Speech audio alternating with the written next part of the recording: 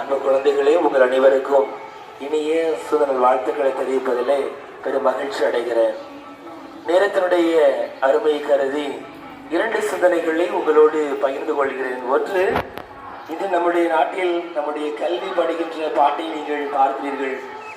எதற்கெடுத்தாலும் நுழைவுத் தேர்வு, எதற்கெடுத்தாலும் தேர்வு தேர்வு என்று சொல்லி மாணவர்களை சேர்த்து கொண்டிருக்கின்ற காலத்திலே இன்னும் அதே துடிப்போடு போராடுகின்ற மாணவ செல்வங்கள் இங்கு இருக்கிறார்கள். எனவே நீங்கள் இந்த கல்வியை பெறுவது, அது தகுதி தேர்வாக இருக்கலாம், நுழைவுத் தேர்வாக, எந்த தேர்வாக இருந்தாலும் சரி, எதிர்கொள்ளக்கூடிய ஆற்றலை நீங்கள் சிறு வயதிலே பெற்றுக்கொண்டால் நலமானதாக இருக்கும் என்று நாங்கள் நினைக்கின்றோம்.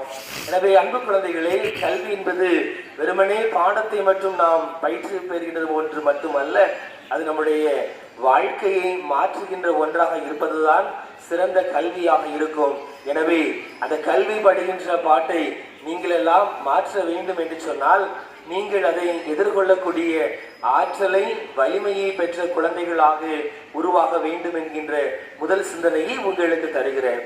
இரண்டாவதாக, ஒவ்வொரு ஆண்டும் பார்க்கிறோம், நாம் தேச தலைவர்களை எல்லாம் வேடம் அணிகின்ற மனிதர்களாக இருக்கிறோமே தவிர, குழந்தைகளாக இருக்கிறோமே தவிர, அத்தகைய தலைவர்களாக நாம் மாறுகிறோமா என்று சொன்னால் அது மிகப்பெரிய கேள்விக்குறியாகவே இருக்கிறது.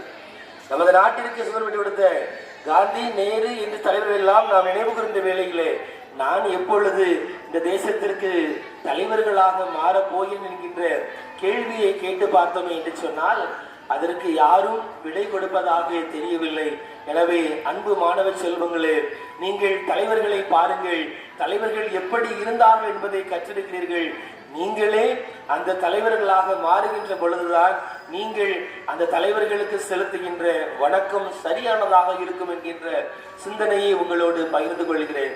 எனவே காலத்தின் அருமை கருதி இந்த நிகழ்வுகளை எல்லாம் சிறப்பாக ஏற்பாடு செய்து கொடுத்த நம்முடைய ஆசிரியர் பெருமக்கள், பொறுப்பு தலைமை அருட்சகோதரி அனைவருக்கும் என்னுடைய நன்றியையும் பாராட்டுகளையும் வாழ்த்துக்களையும் தெரிவித்துக் கொண்டு, நீங்கள் கல்வியை முழுமையாக எதிர்கொள்ளுங்கள். எத்தகைய தேர்வு வந்தாலும் அதை துணிவோடு எதிர்கொள்ளக்கூடிய ஆற்றலை, வலிமையை பெறுங்கள்.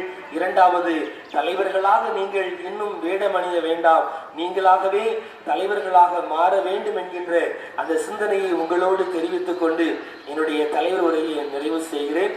அனைவருக்கும் நன்றி.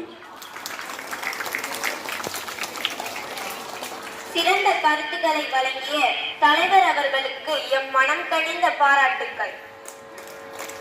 நன்றி உரை.